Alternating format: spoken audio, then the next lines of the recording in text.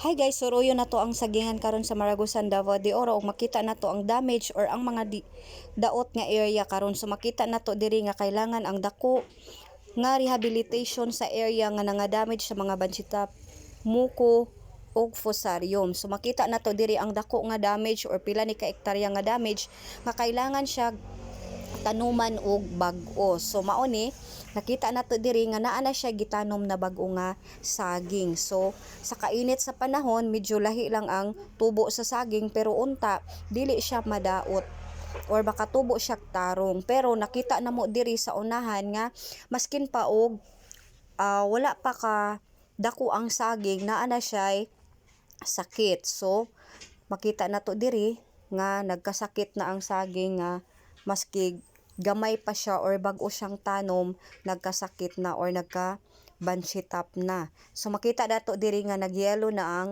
dahon. So nakatag na ni siya kay nagkabanshitap or nadaot na pud siya nga bag-o pa gani siya gi tanom. So nakita na tong eroplano nga nag-spray diri dapita. So kani daot na pud ni siya, nakatag na siya, kailangan na pud siya i-chop kay para dili makatakod sa lain nga saging nga gibag-o nga gitanom. So sa mga nadaot nga saging, so makita gyapon nato nga naa gyapon tay ma-harvest. Bahala gamay basta naalay ma-harvest kay lugi na gyud ang grower ug ang member namo. So mao ni makita nato diri nga mao lang gyud intaw ni ang harvest sa ilang isa ka stem nga saging. So, mao lang to guys.